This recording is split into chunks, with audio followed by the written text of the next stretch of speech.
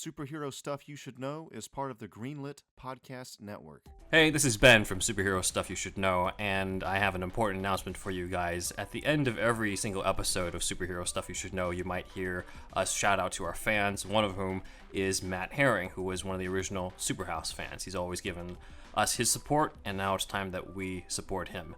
We've just recently found out that Matt has been diagnosed with stage 4 colon cancer. And as a cancer survivor myself, I know personally that there's a lot of emotional and financial strain that comes into that. His wife, Kelly, has set up a GoFundMe account at gofundme.com/f/Matthew-kicks-cancer039s-butt.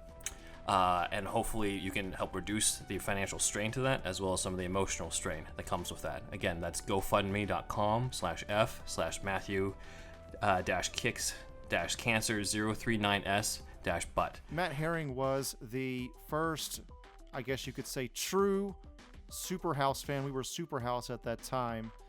You know, the first fan of this podcast and what we do here, and has always supported us, talked about us, and he's from a town close to where I'm from, and so we share that as well, and just a huge superhero fan, and, you know, nerd like the rest of us, and now he's going through that, and if you could donate just at least any amount of money to that link that Ben just said, that would be truly appreciated. Just hang in there, Matt. You'll beat this thing soon.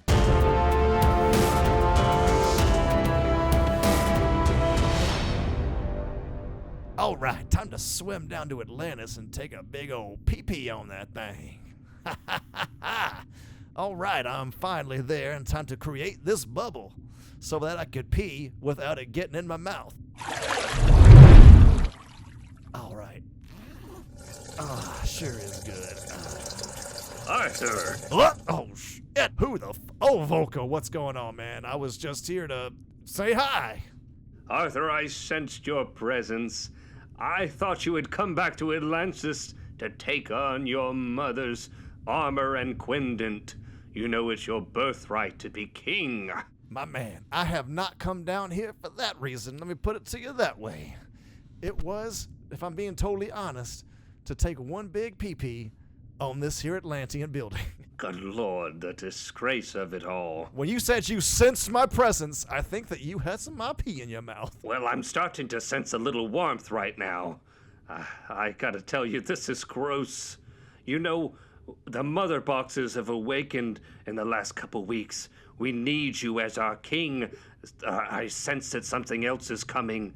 And it's something bad and dangerous. You know, I'm something of a scientist myself, so I can sense these things. I think you're sensing all kinds of things right now. Actually, let me make another bubble real quick. I'm gonna take a dump on this place. Arthur, for goodness sakes. Fuck Atlantis. I throw shit into the ocean and I take shits all up on this motherfucker. Cause I don't give a fuck. I am my own man. I suppose it'll at least make some fish food. Let me pull my pants up real quick. I'll grab a fish and wipe with it. Atlanteans, I have come to tell you to embrace the darkness, and what is that?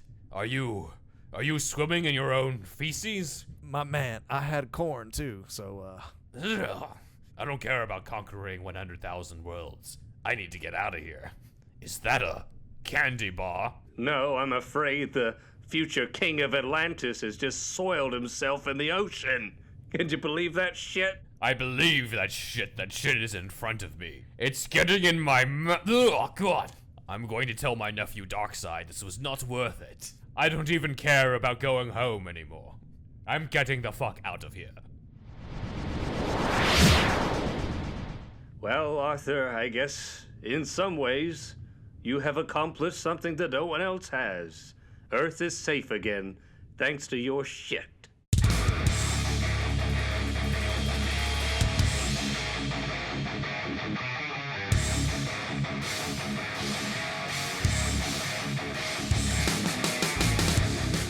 Welcome, everyone, to Superhero Stuff You Should Know, Part 4 of Justice League, Snyder versus Whedon. I am once again the man who knows too much about Batman. This is Ben Wan, and with me is my co-host. Man, if you Googled 2 white dudes and an Asian boy, you found the right spot.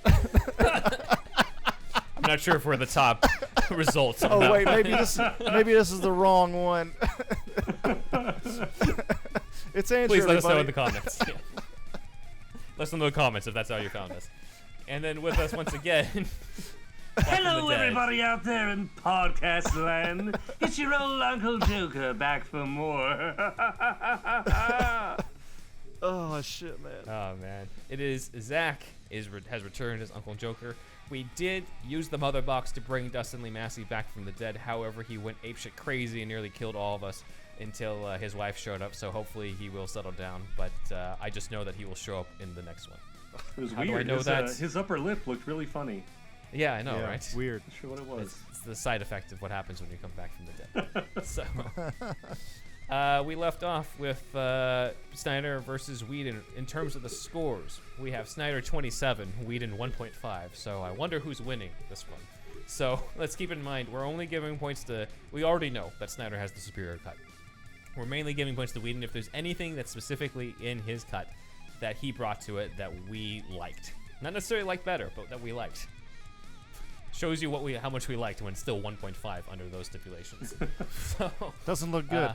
Doesn't look good. So there's a few sections here where it's open floor, where I kind of talk about some of the minor differences where there's not really a lot to talk about. And then there's full-on Snyder versus Whedon, where they're like, this is dramatically different. This is a completely different scene, or this is the same scene, but with a ton of differences in it. So we will start off with kind of an open floor, which is the beginning of Chapter 4, Change Engine, which starts off at the GCPD rooftop. Now, both Snyder and Whedon have pretty much the same scene here, but Whedon cuts a lot from the Snyder version. First off, he cuts the full shot of Batman on the gargoyle, which is missing for some reason in his version, because I guess Whedon just didn't want one of Snyder's best shots of Batman to be in the movie.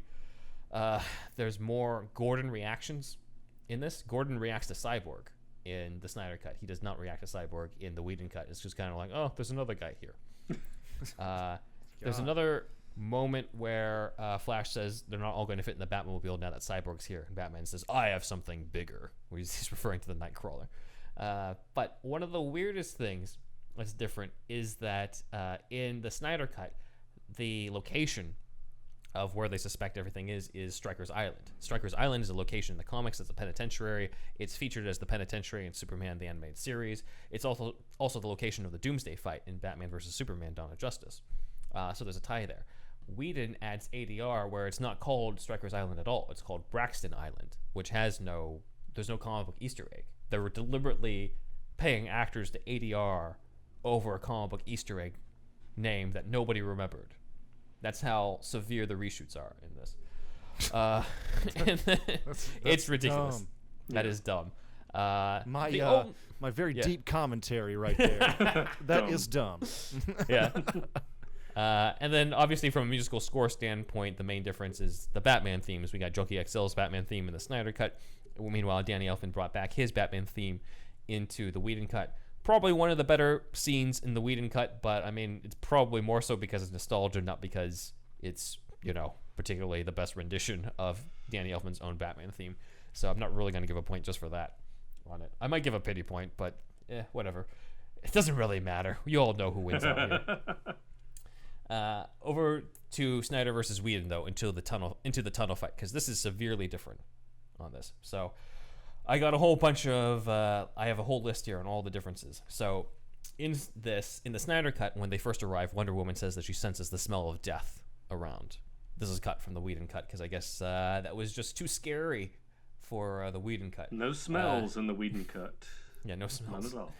The Snyder cut has the team approaching Steppenwolf, and it's longer, and they see Spider-Man. I mean, not Spider-Man. They see Spider-Man. Spider-Man's in the Snyder cut? God damn, I have to check this out again. It's Tobey Maguire, Andrew Garfield, and Tom Holland Wow. all in the Snyder cut. Love it. No, Love it. they see the spider interrogators, the Starro spider interrogators that Steppenwolf is using on these people. So that's in the Snyder cut, obviously cut from the Whedon cut. Whedon adds a part where Flash is afraid and admits to having never done battle and that he just pushes people and runs away. Snyder found out about this line, and his reaction to that is, and I quote, "What the fuck?" when he heard about it. So you're saying they don't like each other? Yes, he's saying he didn't like that creative decision either. So, just the other day, I read a Comic Book Resources article that points to, well, Flash being able to time travel doesn't make sense because he says he's barely, like, all he's done is push people and run away. I'm like, that's in the Whedon cut. That's not in the Snyder cut. So, like, you need to rewatch this because clearly you got the two mixed up. Snyder clearly hates this addition of the fact that Flash just pushes people and runs away because clearly he was saving Iris West in the previous chapter. In the Snyder cut, Steppenwolf threatens the janitor Howard, and Silas Stone speaks up and yells he doesn't know anything and basically saves him. Whedon, of course, cuts this heroic action from Silas, where Steppenwolf just throws the janitor away and picks up Silas next. So that character moment is out. Snyder Cut also has Victor emotionally react to Steppenwolf threatening his dad before he swoops in to rescue him. He yells, the standard like no before he goes in. Whedon Cut, Victor just like comes up with his gun and he shoots, and then that's it. It's almost as if he were saving anybody, not really his dad. Steppenwolf's dialogue is different between cuts. The only line I liked in the Whedon Cut is Steppenwolf saying that his axe was still, he says to Wonder Woman, "My axe is still slick with the blood of your sisters." But I think Snyder was saving Steppenwolf roasting Wonder Woman about killing Amazon still the third act. Flash and Cyborg work together to get the hostages out in both versions, but we see more details in the Snyder Cut with Flash and Cyborg saving them from debris, which was amazing. That was awesome. Batman's gauntlets come in handy here, and Alfred gloats about it, but Whedon, of course, wanted to cut out all the fun, so he cuts that part out. In the Snyder Cut, Batman says, "Alfred, I need the Nightcrawler," when he's being like basically surrounded and fired on all sides by the parademons after he's been using the gauntlets. In the Whedon Cut, Batman says this earlier when he's getting his ass kicked by a parademon, so that doesn't look good for Batfleck there. In the Nightcrawler, when Batman shoots at parademons, he says, "My turn," when in the Snyder Cut. In the Whedon Cut, he says the line, "Sorry guys, I didn't bring a sword." What? Okay. Yeah. Whedon also has Batman add another comment when he sees Steppenwolf for the first time, and he says, "Jesus, he is tall." In the Whedon version, Flash famously lands on Wonder Woman's boobs, ripped right out of Avengers Age of Ultron, because Whedon wanted to do that joke again, where Mark Ruffalo fell on Scarlett Johansson. They'll get it this time, though. They'll get it this time, yeah. Yeah, they'll get it. It's gotta be. Yeah. Snyder has a scene of Cyborg of his dad outside where his dad is like, "I wasn't sure you would come," and Cyborg was like, "You're my father," and then his dad tells him to go back and help save people. So that was awesome. So because it was awesome, it was also cut. Cyborg goes into the Nightcrawler in both versions and fires at Steppenwolf. In the Snyder Cut, he uses a machine gun first before he hits him with a missile, which Steppenwolf catches. In the Whedon Cut, he thought that having Cyborg look less effective, I guess, was the way to go, because he cuts Cyborg using the machine gun and simply has Cyborg be like, "I got you," and he fires the missile, and Steppenwolf just catches it. So Cyborg is completely ineffective in the Whedon version. Steppenwolf pieces out in the boom tube in the Snyder version after he basically blows up the tunnel that brings in all the water, whereas in the Whedon Cut, he stays to gloat and says, "Mother is calling," because that's his fetish. In the Whedon version, Flash talks about how he fears drowning as they leave. This was obviously added in, as well as the ending where at the end of the Snyder version, Cyborg just leaves, whereas in the Whedon Cut, when Cyborg leaves, he says the change engine before he leaves, and Flash, it ends on the joke with Flash being like, "Did he just bail?" So a lot more humor, a lot less badassery in the tunnel fight. What did you guys think? Over to Zach. Ooh, that was a lot. So, I knew that in my heart, I knew Batman was more lame in this movie. In the Whedon Cut.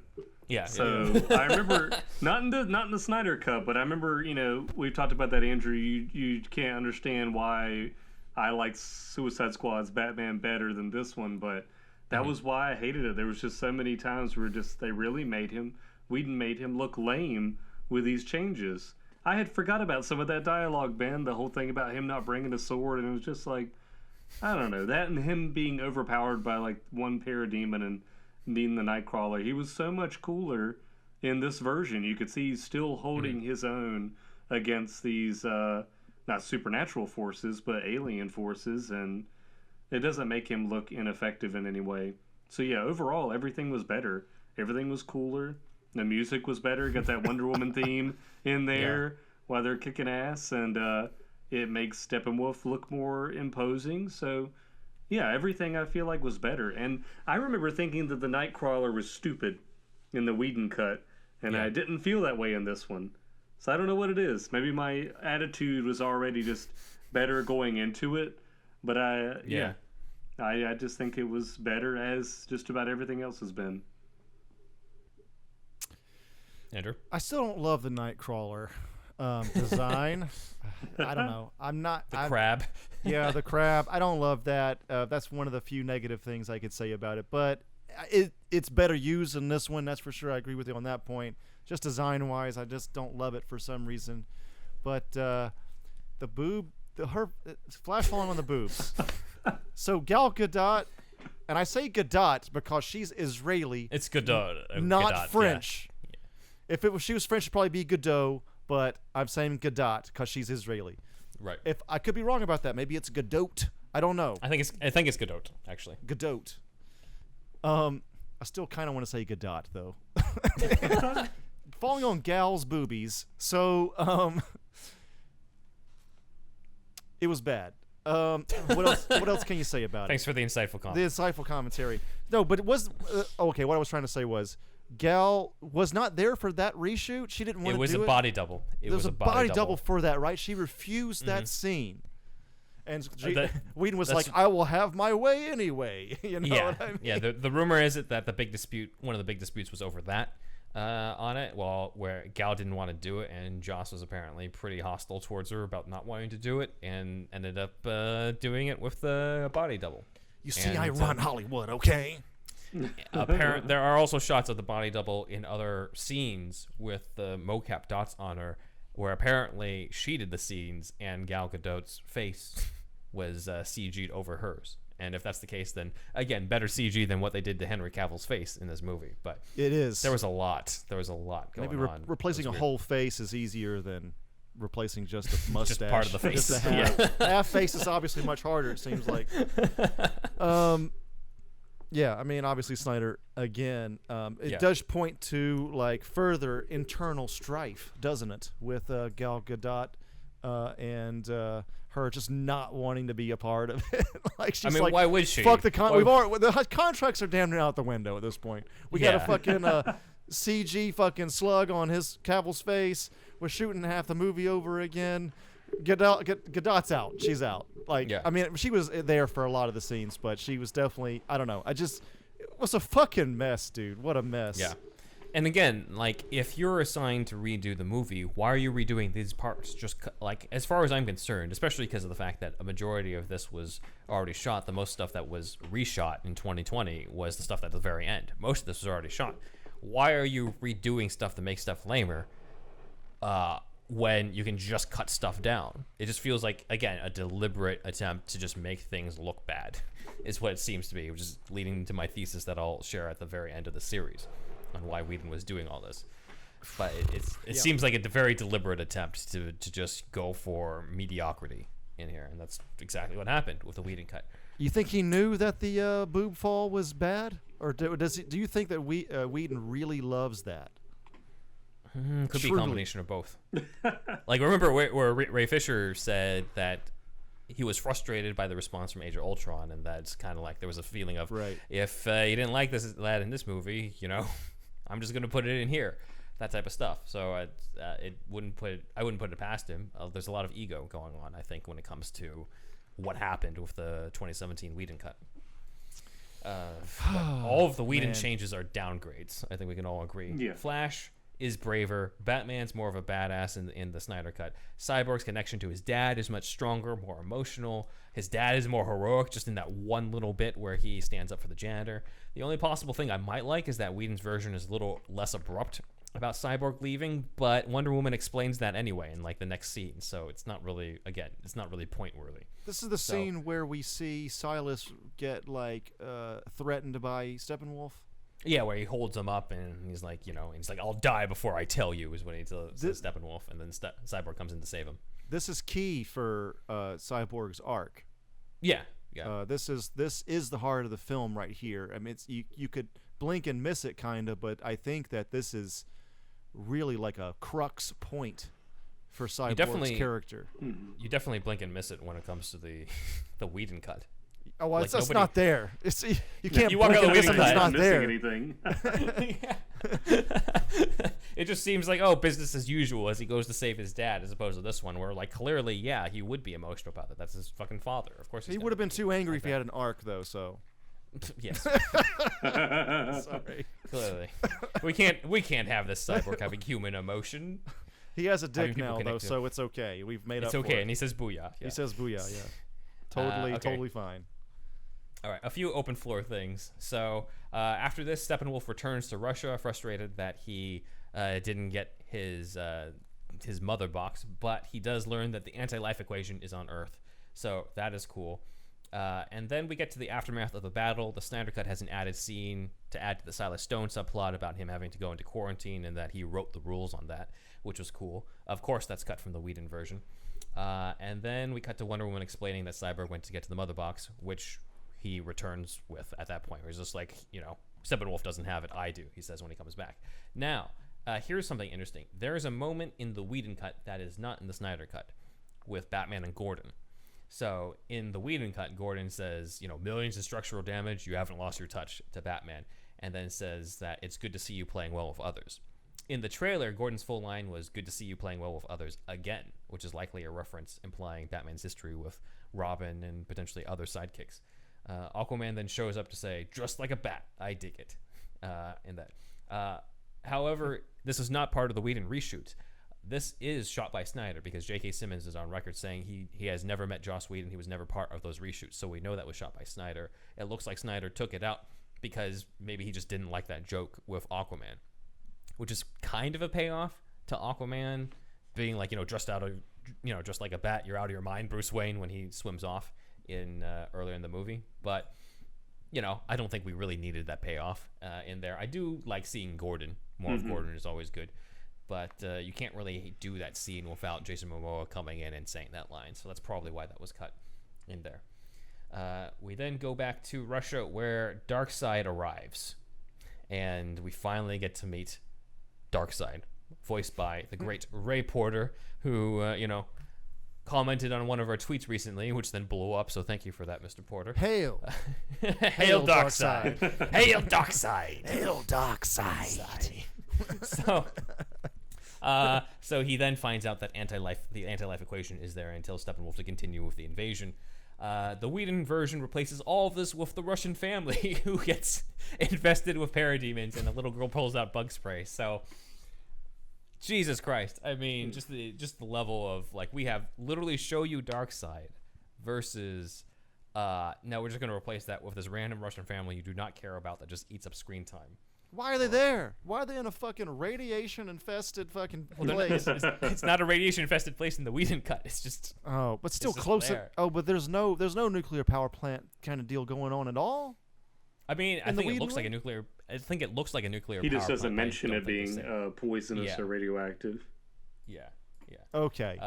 All right. So I say we automatically give the point to Snyder on this one because Jesus Christ, we have Darkseid in this movie, and it's replaced by that bullshit.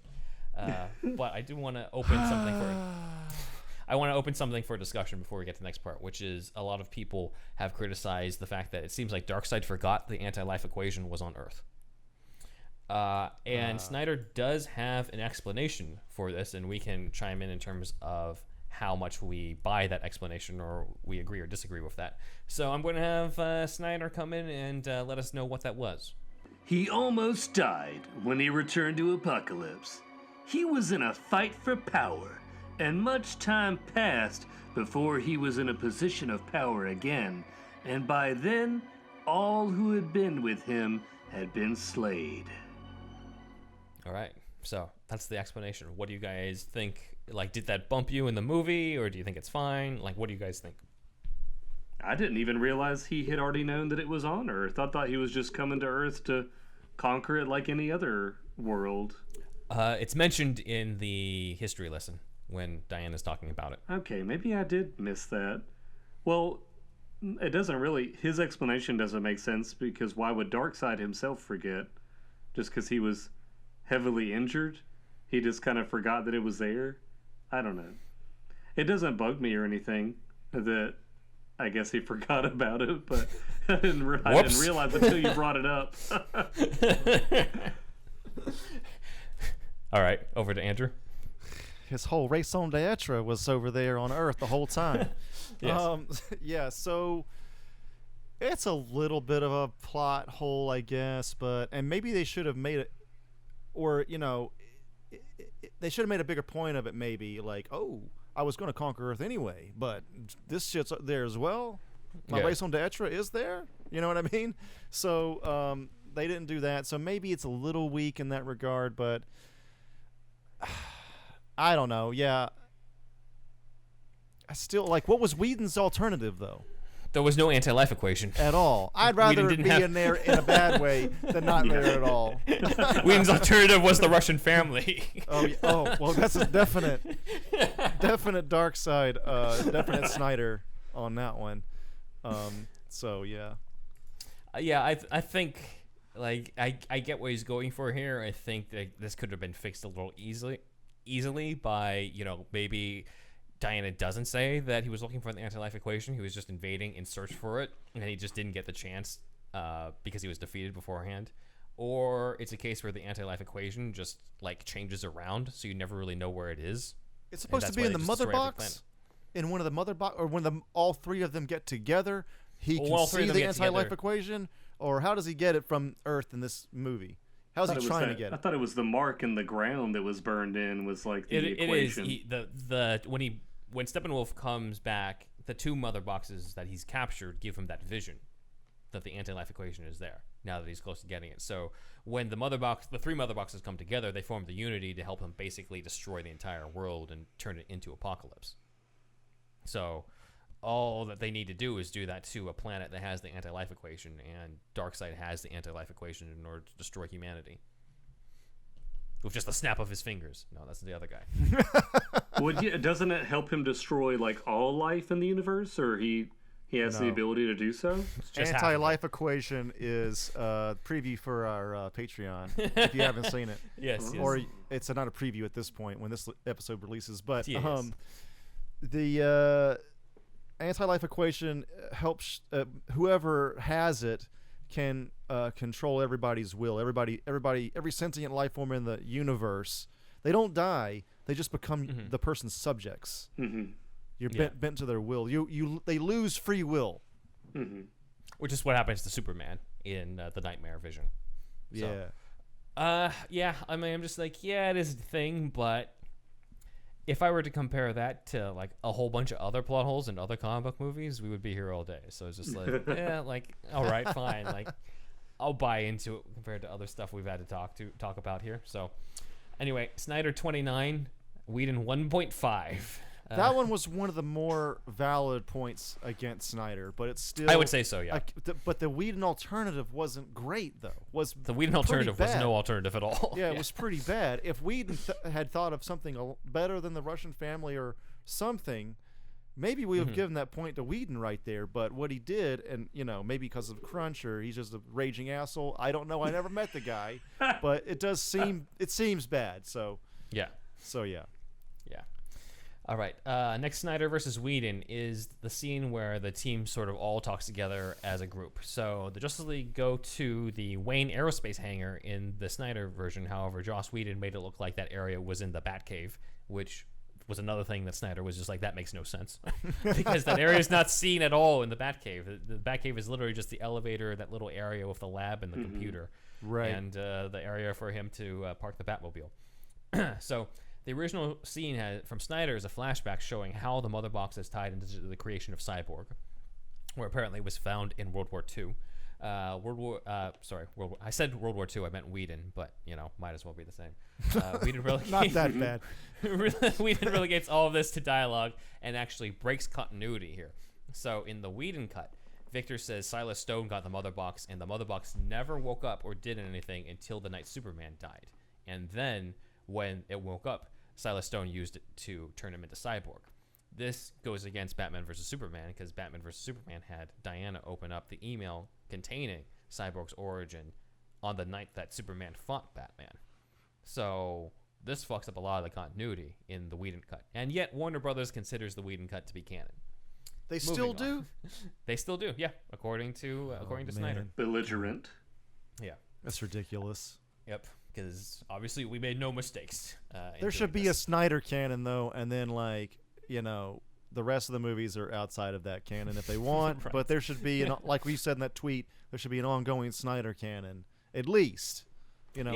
Yeah. Like, you know? people, critics of the Restore the Snyderverse movement are saying, like, you guys just want Snyder movies and that's it. I'm like, no. We're saying he continues his vision and that world while other people get to do their own thing. If Todd Phillips wants to come back to do another Joker movie, he's welcome to. David Sandberg's already coming back to do another Shazam movie. You know, nobody's asking to get these movies canceled.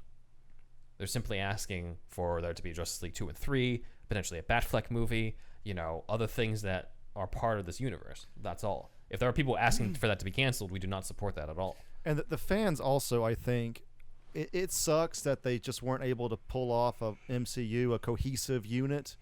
But we can still get good movies, even if they're not all like one continuity, like Marvel is.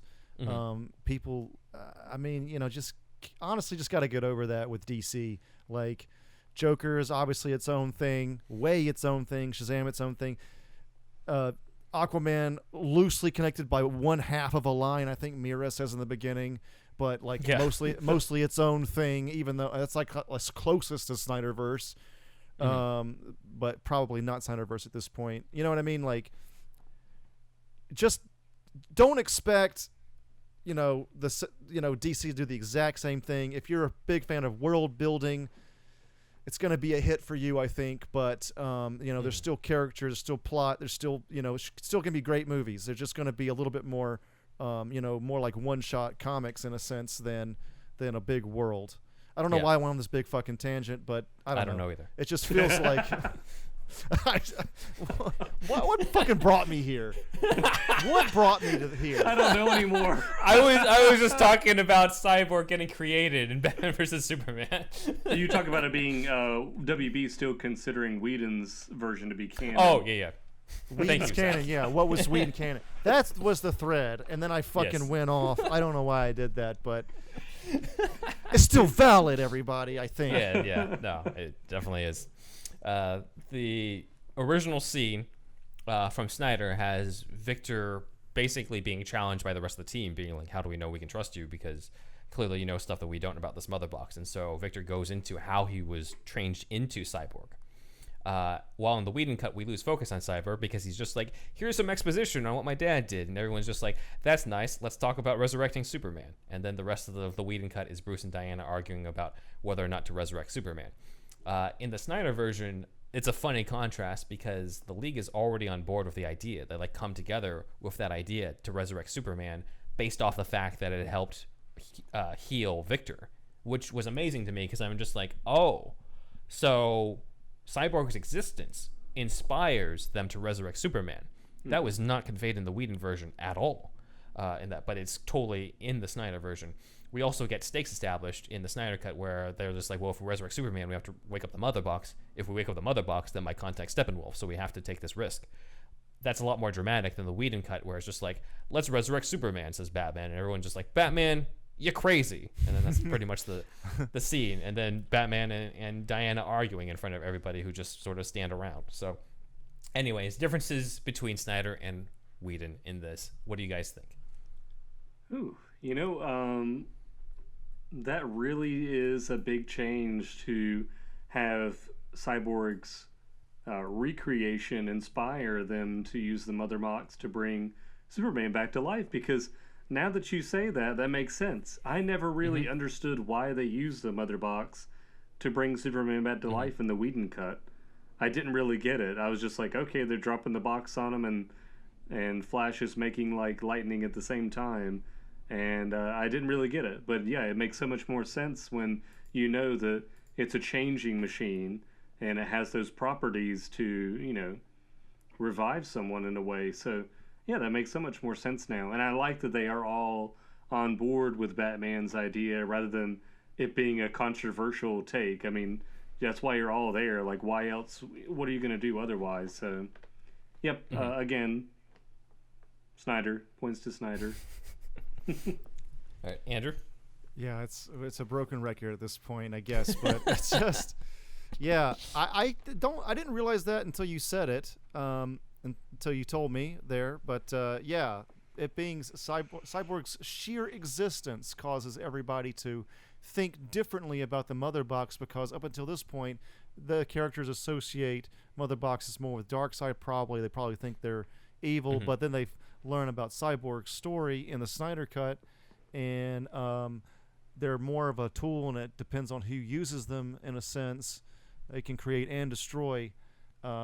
So yeah, that's a lot better. And it's just more Cyborg shit taken out, and it's also like, you know, again, it's not like Snyder being edgelord grandmaster here. Like, this is a real character arc, real storytelling, makes sense, not douchebaggery at all. Don't know why this particular thing was cut, you know? Yep. It makes sense in really every way possible. I don't know, man. Ray Fisher just sounds more and more. I mean, I always pretty much believed him, but it's just the more I hear about it, it's not. It just doesn't sound good, does it? Nope, not at all. Now I'm thinking of Grandmaster Edgelord. That's like a new title. Like, the funny thing is, Fletch. I still see people criticize Snyder as being like, you know, we want heroism, we don't want like grim, dark characters who are all like cynical and violent. I'm just like, that's not really in this movie though. Like, that's not. I can see what you mean, right, in the previous ones, but this one absolutely not. Yeah. Cyborg's not like that. Batman's not even like that.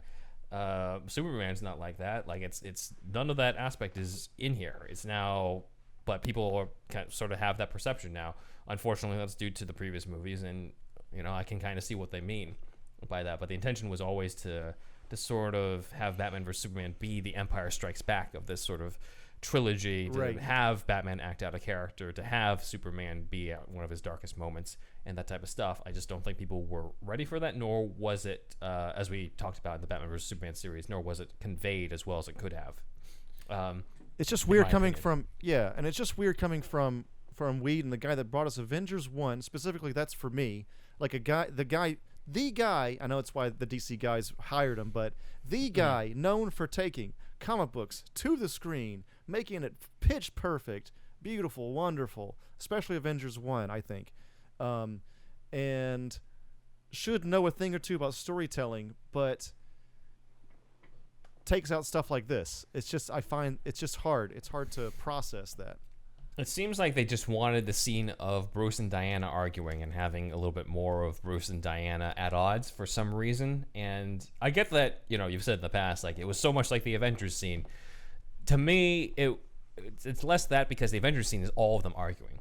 Right. Here, it just feels sloppier because in the Whedon version, it's literally Bruce and Diana, and you got Aquaman, Cyborg, and Flash just kind of just like watching and listening in, as opposed to the Snyder Cut where they're all around this table. The camera circles around all of them. They each sort of have a line and get a say. It feels more interactive. It feels like a team. Whereas Whedon's just like, no, I'm mainly just interested in Batman and Wonder Woman in this, and them arguing and Batman being an asshole to her for some reason.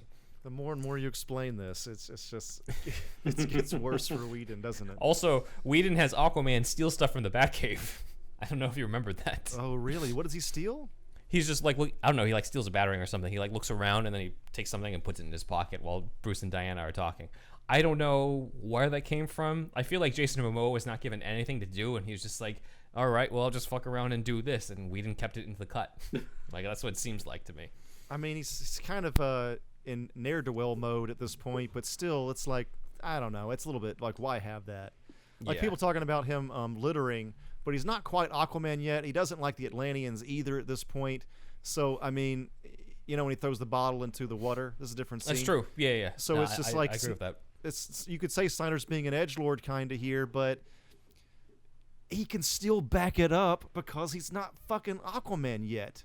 Yeah, you know, that's why other people are just like, well, he gives fish to the people, but he talks to the fish. They're his friends. I'm just like, well, he's not Aquaman, really. Yet he's not the Atlantean king. He refuses to be the Atlantean king. He's just looking out for, whoever he can, but he doesn't really give a shit about Atlantis. Not until this movie. If he could take a piss on Atlantis and the piss not float around, he would at this point. He probably already has. He does not like it. He'll make a bubble and piss on it in the bubble. and then swim away. I feel like we have a sketch. My man. That's me. Vulko arrives and just like, I could sense the piss, Arthur. I taste a little bit a warm of spot it's here. a little bit tangy here. Is that, Do you know how much I sacrificed? It's not Lex this time. Yes. The only line I liked in the Whedon cut in the scene is Bruce saying, I have a contingency plan for that, because it's just cool to hear Batman talk about contingency plans in a Justice League movie. Considering what it's related to, though, I'm not going to give the point to Whedon on that, but it is cool that was in there. I remember liking that moment, at least, in the theater. But compared to the original scene by Snyder, it's not even close. So, Snyder, 30, Whedon, 1.5. We have one more scene of Part 4 before we get to the break and tackle Part 5, which is the scene where Martha goes to visit Lois Lane. This is a huge difference. So, yeah. Martha visits Lois in both versions. Snyder has the scene in Lois's apartment. Whedon has it at the Daily Planet. Whedon also places the scene much earlier in the movie where the Star Labs janitor gets kidnapped, and he adds in some humor from a news report where the janitor's wife is on the news and is swearing all the time about how aliens are going to probe her husband and that she's going to probe them back, and Lois has to put it on mute. That was fucking stupid. In the Snyder version, Lois is at home and has not been to work since Clark died, as opposed to Whedon, where she's back at the planet but is just covering puff pieces, which we find out when a random reporter comes in to talk to Lois. Now, we've talked about Joss Whedon cutting out all the people of color in this movie, but not going to give him a point for this, but I do have to be fair and point out that he does add in this random Asian reporter into his reshoots, into this very forgettable scene with a very forgettable character. But obviously between him and Ryan Choi, I'll pick Ryan Choi between the two. Martha connects to Lois in both versions. In the Whedon version, there's a notorious joke where Martha says that Clark once called Lois, quote, the thirstiest woman he's ever met, before correcting herself to mean hungriest in regards to her being a reporter. This humor is absent in the Snyder version because it's about two women talking about losing someone they loved. So, of course, that's good. Well, I mean, technically, two women talking about somebody. We'll get to that in a bit. But they're talking about the grief over Clark, and Martha in the Snyder version tells Lois to go back to the land of the living and go back to work. And when she leaves, we find out that she is not Martha Kent at all, but is actually Martian Manhunter, as opposed to the Whedon version where it seems like that was the real Martha. So, a lot to unpack on the scenes. This is actually one of my favorite scenes in the Snyder Cut because of just the level of emotion, which is not met at all by the Whedon Cut. So I think that's pretty obvious where I stand. Where do you guys stand on this, starting with Zach? I do like the scene better. It does kind of take away from it a little bit, the fact that it isn't Martha at all having that conversation with Lois, but it is great to have that cameo for Martian Manhunter, so it's still great. I mean, he's still using his abilities to try to connect with Lois and, get her back into like civilization, essentially, to try to pull her out of her depression. So you can still see it as another character caring for her. So yeah, it's still a plus for Snyder. But I didn't think about it till later that was a nice conversation between two people that were grieving over Superman that knew him intimately, and now it's like, well, I guess that wasn't one of them, really. Right. All right, Andrew. Yeah, it's better, and it's cool to see Martian Manhunter. But do you think that this was part of the plan the entire time, for her to be Martian Manhunter there, or was this like Snyder going through and like getting ready for the reshoots, for his reshoots, and he was like trying to find a scene in which to inject Martian Manhunter, and not have him just show up at the end? This was an idea that he had before I think he was taken off the project because of the fact that Harry Lennox did not know he was Martian Manhunter until Snyder leaked out the storyboard on Vera of Martha turning into Martian Manhunter, I think back in, I want to say 2019. It was before the HBO Max was greenlit to show the Snyder Cut. So he hadn't shot it. It was just existed as a storyboard. So Snyder had the idea that was going to be Martian Manhunter, or as some fans call him, Martha Manhunter in that scene. I didn't know about that. That's funny. Super Info Man sent me a whole bunch of stuff about people saying, wait a minute, does that mean Martian Manhunter was Martha the whole time? And a whole bunch of stuff. So it gets kind of crazy. That would be hilarious. But yeah, it does seem like that was his idea for the reveal. But yeah, I'll go into my thoughts when it's my turn. But did you have any more, Andrew? Well, I mean, so he had that idea of when he was storyboarding for his reshoots, but do you think that was part of the original plan when he was shooting in 2016 or whatever? He wasn't storyboarding for reshoots. It was 2019. He hadn't gotten the But I mean, green not light. for reshoots, but like for the original Justice League before Whedon happened. Oh, you mean reshoots for 2017? Or is what you're saying. Yeah, just whatever Snyder's original plan was before Whedon, before everything. Was this? Do you know anything about that? I don't know. Okay. I don't know. We don't really know that much in terms of when he came out with that idea, because you and I kind of had the theory that like maybe some of that was just like, people think that this guy's Martian Manhunter.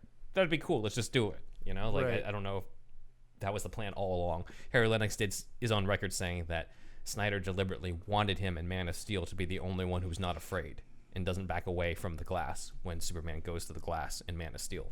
Okay. But that could just be Snyder thought that would be a cool character moment for Swanwick because he's that much of a veteran. I've heard that the only things that Snyder did reshoots for the Snyder Cut for HBO Max was the scenes with Martian Manhunter and the nightmare scene at the end. So yeah, because Harry Lennox had not shot anything for Justice League back in 2016. But he might have planned on it, I guess, if originally when they were still creating the 2017 version. Yeah.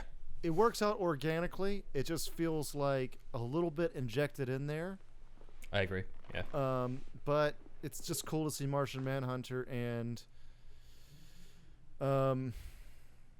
yeah, I mean to see the two, well, I guess he's a woman in that scene. The two women grieving yeah, it's Snyder, I guess. Yeah, what's the alternative?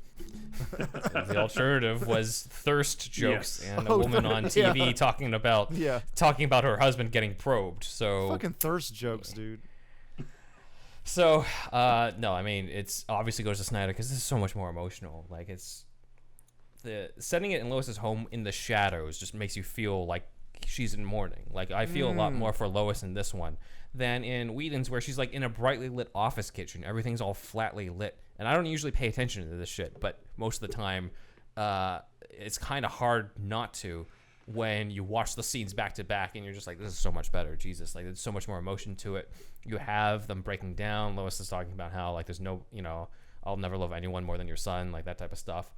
I do agree. I wish this was actually Martha and not Martian Manhunter. It feels like there's a genuine connection between the two characters in kind of a weird way to introduce the fact that Swanwick is Martian Manhunter. I probably would have preferred that reveal to be him revealing that to Lois, or Lois and Superman at the end, since he actually knows them. He doesn't know Batman. But because it's so emotional hearing Martha talk about like everyone sees the symbol and I can't talk about how proud I am of my son. And I'm just like, oh, that sounds heartbreaking. And then when you find out that's Martian Manhunter, I'm just like, is he assuming that's what Martha would say? Did he read Martha's mind? And then he came with like, there's a fan theory going around that I like where John Jones went to Martha first as Lois, heard Martha say all this, and then he's going to Lois saying all the stuff that Martha told him, which I like. And now both women just think that they went to, that they met up. Weird but kind of that's a fan manipulation on his part, though. But yeah, it's a fan theory. Honestly, I'm like, if you had to cut anything, I'm like, because again, like, don't reshoot this scene with that stupid shit that Whedon did. Yeah. Just have the same scene, but just cut the Martian Manhunter reveal and just keep it as Martha. And I think it's fine, and I think it works better that way. You still get him at the end. Yeah, I think so too. It really feels like the two women are connected and not Martian Manhunter. Yeah, I think maybe that's a cut that could have been made. Yeah. Anyway, that is Snyder 31, Whedon 1.5. We are done with Chapter 4 already, and we're going into the break, coming back with Chapter 5. We're the Spirit Hunters, and we're a show that treats Hunter x Hunter and Yu Yu Hakusho's author as the center of the universe. Some weeks we do linguistic analysis. So the Chinese meaning of this character is to smelt or refine, but so the changed meaning in Japanese it means to temper. Other times we get absolutely smashed. So we take one shot every time. Yusuke uses the ray gun. 1 hour later. This is the least coherent episode. Sarah, I think your apartment is haunted. I think you You can find out more about the Spirit Hunters right here on the Greenlit Podcast Network.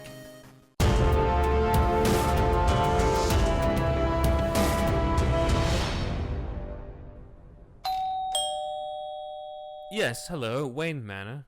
Who are you? The name is Glorious Godfrey, and I'm here to tell you the word of our Lord and Savior. Oh, Lord.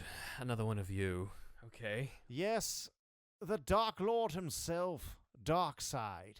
He is truly wondrous. Well, that definitely piques my interest. Usually this is about the other fellow. Heavens no, not that guy. This is about the one whose beams are omega, whose beams are not straight, and also the one that will free you from that burden known as free will. Yes, I'm quite familiar with the Omega beams. Let me just, I'm pressing this red button here, just alerting my master. Don't worry about what I'm doing here. What would that just, be? Don't worry about it. Don't worry about it. Oh, okay. Would you like some tea? That would be lovely. Okay, here we go. I've had some prepared as I wait for the master. So yes, please tell me more about your connection to the Lord Darkseid. Yes, the Lord Darkseid, he has freed tens of thousands of planets from the bondage of their own wills, and hopes to do the same here on Earth. Indeed. Now, tell me exactly what the plans are for this. Hold on, you can speak right into here. This will record this, just for my own reference, of course. Indeed. All right, I'll speak directly into it. Do you want to hear about Darkseid more? I mean, pretty much the gist.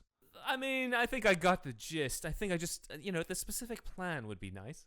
The plan. The plan is for you to submit yourself to the Lord, to give yourself unto the Lord, as it were, and in doing so, be free from your own will. I see. And now is Darkseid himself coming down to Earth anytime soon? Yes, he will be, but I am here just laying the groundwork, as it were.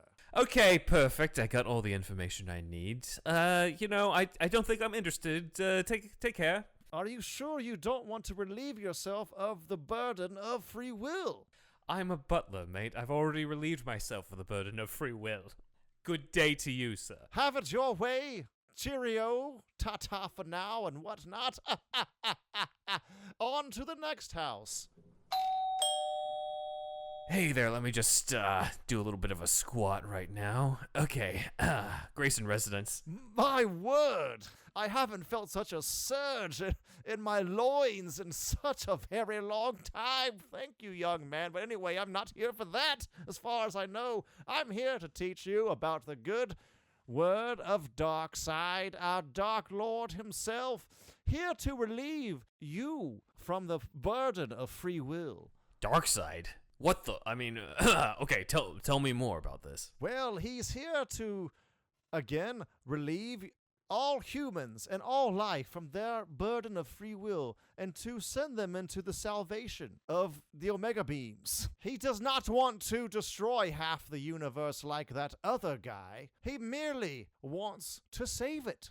Now that you mention it, he does sound a lot nicer than the other guy in wanting to do that. Oh, I just dropped my pencil. Hold on a second. My word, there goes my pencil as well. Turn back around, boy. It's too much. Okay. I need to see your front side so I can talk about Darkseid. Okay. I'm ready. Do you not often feel burdened by your own free will? I guess I do. Yes, tell me more about this as I write down some notes. The freedom of choice is often too much for many. Freedom of choice, often too much for many. Darkseid is the first in the universe to have realized this, and is here to relieve you of such burden, as it were. Okay. So what does one have to do in order to join up with Darkseid? Well, I should have said this earlier, but you need what's known as a father box. And if you would just put even the smallest portion of your pinky finger, or any of your fingers, or your thumb, or anything, really, that juicy butt of yours, that juicy posterior of yours, anything, into this, consider it as similar as that of signing the dotted line, as it were. Father box, huh? I don't know about that. But I think I have enough information here, and I know just the way to get you away.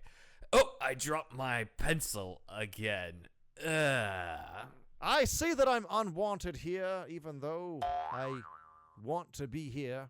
I will leave you to your own devices. Onward to the next house. Who could this be? It is I, glorious Godfrey, here to introduce you to the dark word of the Dark Lord. Who might that be? His name is Darkseid. He is here to relieve you of the burden of free will. Indeed, that sounds incredibly stupid. Why would you say that's stupid? It is the ultimate relief, as it were. Oh, yes, it is stupid because one must have free will, and the burden is just part of that free will, you fucking moron. Indeed. Well, I believe there's no convincing you. Despite you looking like a moron, you're the smartest person I've talked to this day. Cheerio. Oh, indeed. All right, everybody, if you like that sketch right there, we have that, plus news, plus we're bringing back some opinion pieces and review-type stuff and all kinds of stuff in our $5 tier on Patreon. So just go to patreon.com/superherostuffpod, and if you become part of the $5 tier, you can see these new bonus episodes. Basically, consider it Superhouse DLC. We're just a hodgepodge mismatch of mischievous miscreants. And we're back to cover Chapter 5, All the King's Horses. See, we can cover more than one chapter in one part, can't we? So, the beginning of Part 5, we start with both versions of the Justice League have Flash and Cyborg digging up Superman from his grave. The Snyder version has the whole team there, except for Bruce, with Diana and Arthur talking about getting to know each other and marking how, you know, it's an Amazon working with an Atlantean. This is ironic because they have a history between the both races. And Diana tells Arthur that hate is useless, which probably ties into Arthur's arc, which seems to be about coming around on the whole Atlantean thing. You know, he very much rejects them, but then he kind of has to do this thing for them and sort of starts learning to care more. Whedon, of course, cuts this character development because why have that in this movie? And just as Flash and Cyborg digging, and Flash tries to fist bump Cyborg and gets turned down, which prompts Barry to admit that the fist bump was racially charged. And that makes me wonder if this is Jeff Johns and Joss Whedon making fun of Ray Fisher behind the scenes by adding this, because this is not in the Snyder Cut.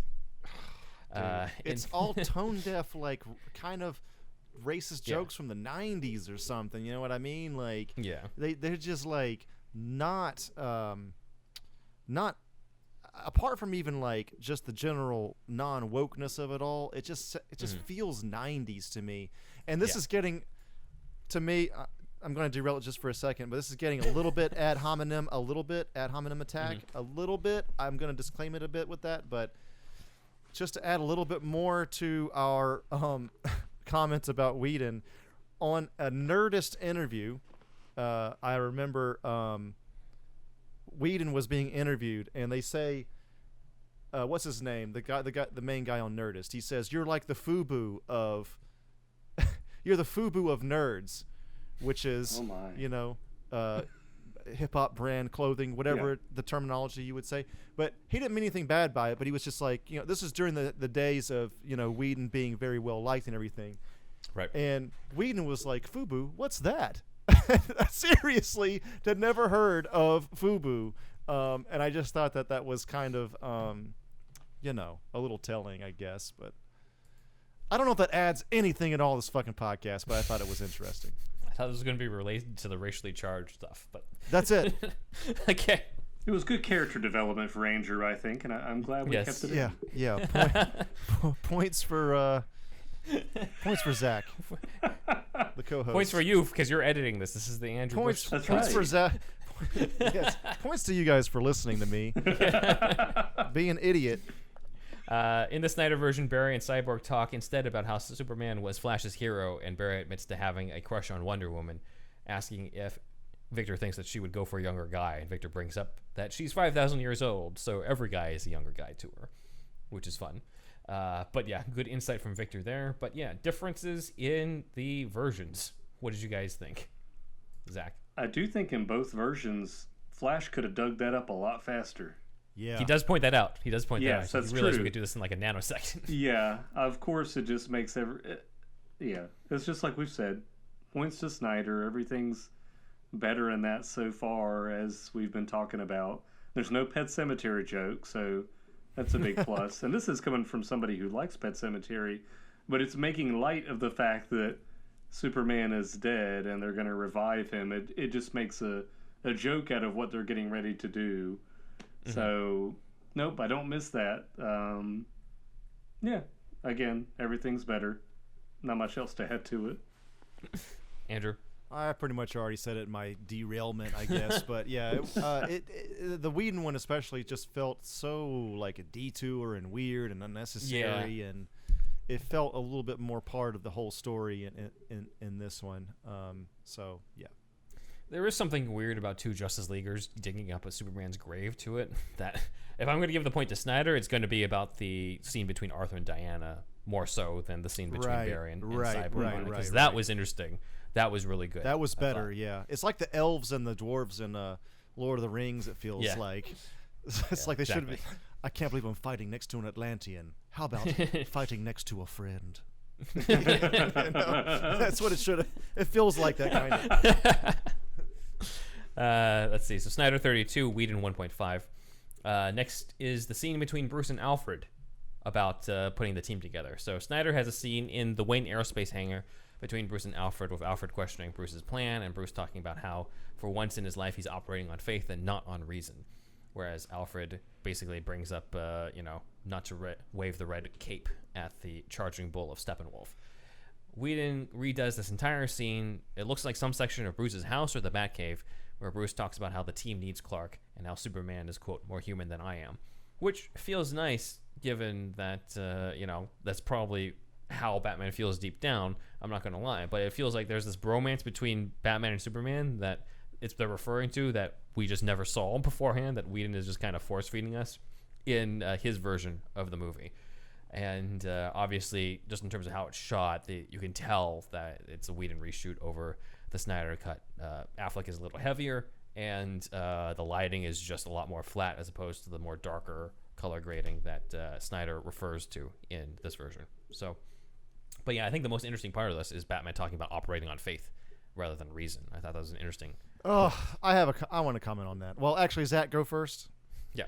Oh, I was just ready to listen to you. No, I don't want to break. I don't want to break our protocol. Oh well, yeah, I thought that part was pretty cool about him saying that he was operating on faith. It was very out of character for Batman, I thought, but it did feel like uplifting at the end of that conversation. And yeah, I definitely didn't like the reshoot things for the Whedon cut. I mean, I don't want to speak on anyone's appearance, but I did notice a difference in the way that Affleck looks in the Whedon cut compared to the Snyder cut. And he just looks like he's uncomfortable. I think he looks uncomfortable in the bat suit. It's like he can't move his arms or something. So yeah, I definitely don't miss that at all. Andrew? Don't like Batman talking about faith. I just don't. I think it's a different type of faith, but okay. Yeah, but still, I don't know. I mean, yeah, it's not religious faith, but well, I guess it's faith in his friends. Just every time they bring it up, it kind of feels like they're hinting at something religious, though. I don't know. It's just something about it, because Batman's supposed to be kind of like what, a little bit more, because of the whole like being a detective thing.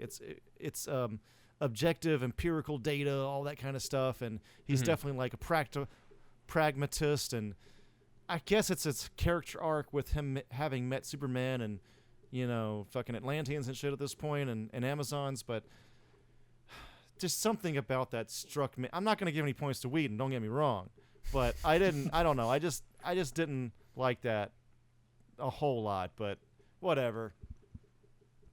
I think it's interesting because of the fact that you have a character who has been betrayed in the past or has been hurt in the past and didn't have faith in humanity and gained that faith in humanity upon seeing Superman's sacrifice. And so this is a lot more optimistic Batman throughout. Notice how where Diane is like, I'm not sure if I can trust Aquaman when they're going over the footage in the Batcave.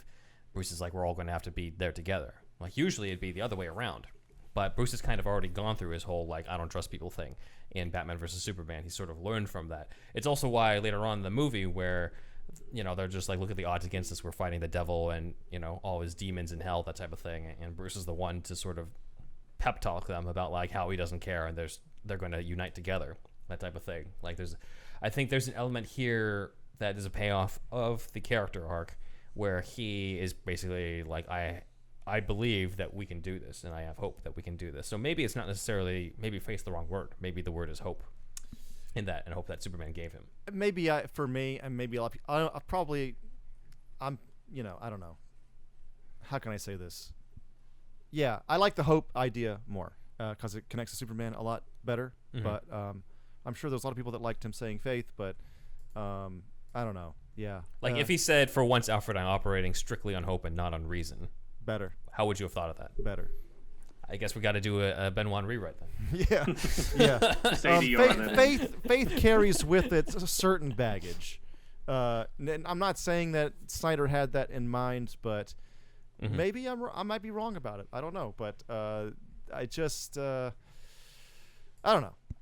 It's fine. Not movie breaking. Nitpicky as hell. That's it. Mm-hmm. Batman's operating on his arc that already happened in BVS too, which I find interesting. I thought so too. Yeah. Yeah. So this, which is it's cool. And when we get to the final battle, I want to bring up. There's one more part that I think that hints at his arc as well. That's already happened. Yeah. Yeah. All right. We'll get to that in probably the final part. Yeah. But the next part is the resurrection sequence where they resurrect Superman. Now, this is definitely different. So let's go into it. The Snyder version has Silas Stone at Star Labs already because he was in quarantine. He meets up with Ryan Choi, and then there's this whole evacuation thing that Cyborg fakes. And Silas figures out the evacuation is fake and then covers for Victor when he realizes that Victor was behind all this. Since this is a Silas Stone subplot, this is obviously cut from the Whedon version. Snyder shows Batman overlooking the Kryptonian ship before going down to join them.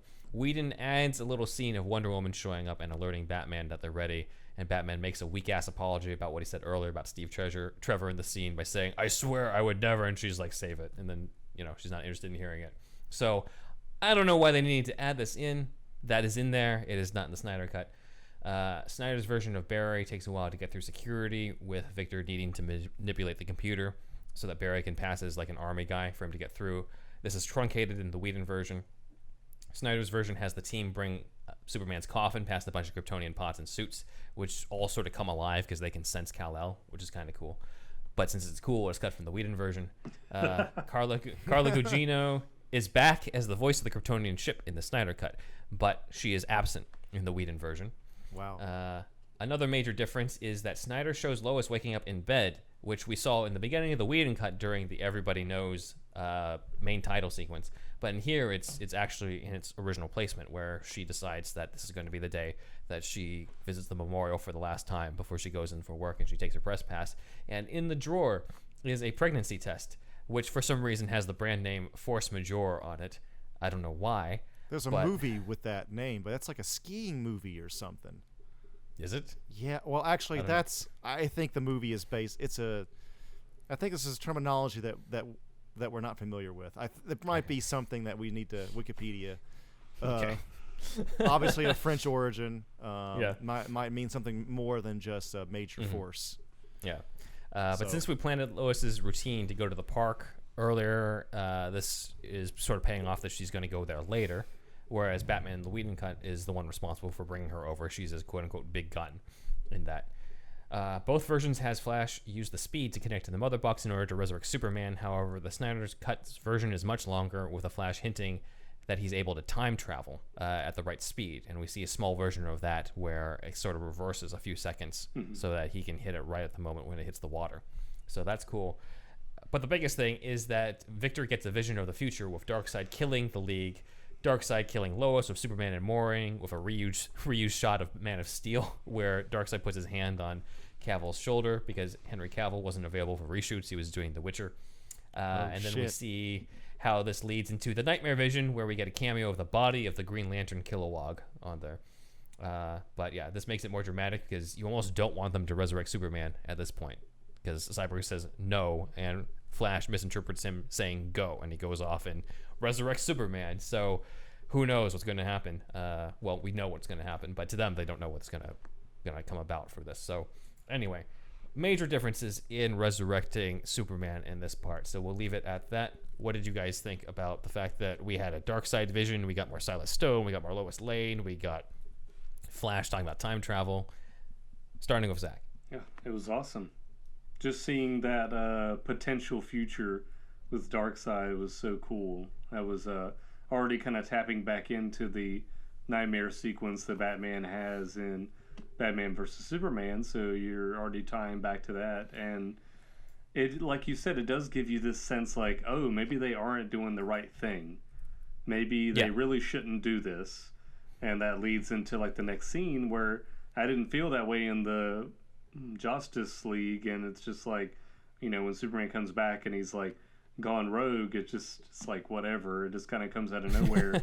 This one, you're building up that anticipation and some anxiety over what they're doing. And I do really like the inclusion of Barry using time travel. That little small little bit that you see there helps to, you know, build on what happens later in the film. So I think that's really important.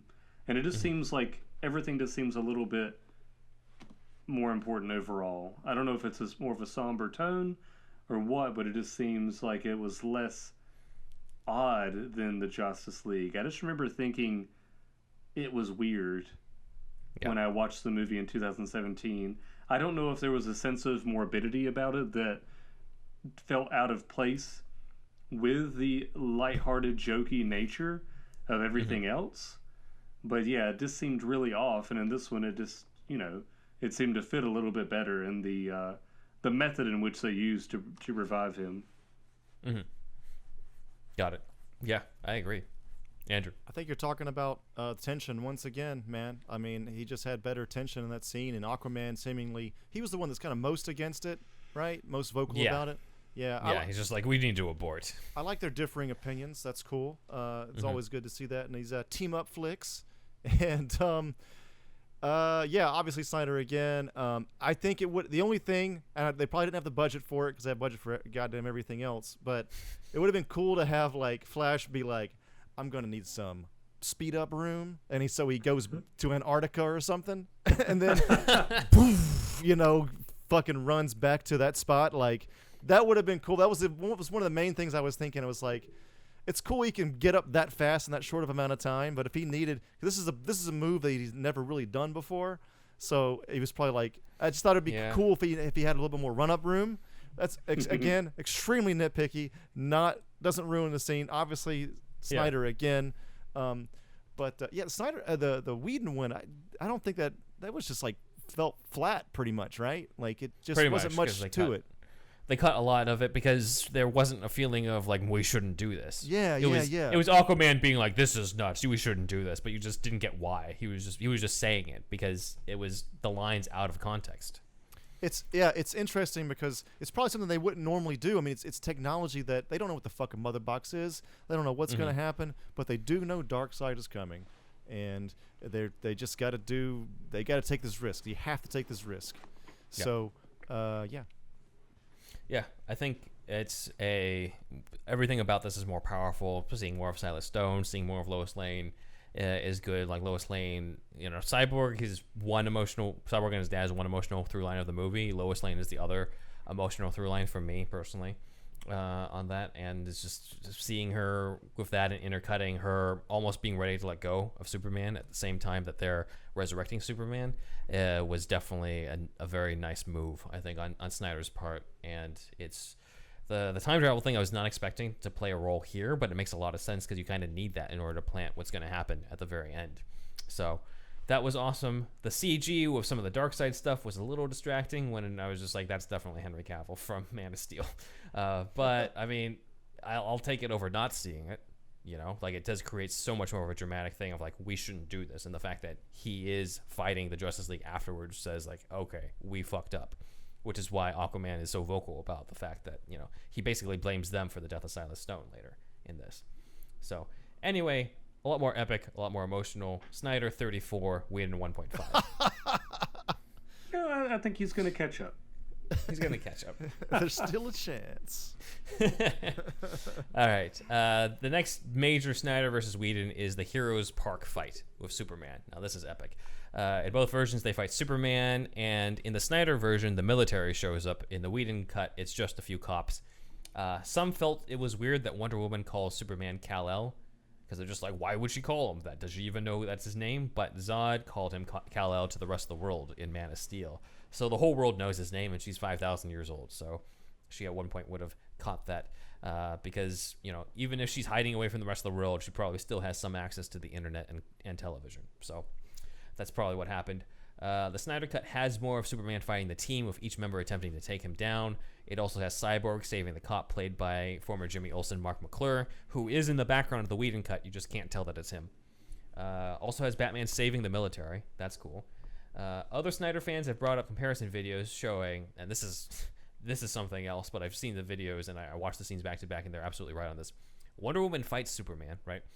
And Superman does that whole thing where he like kind of flies up before he headbutts her.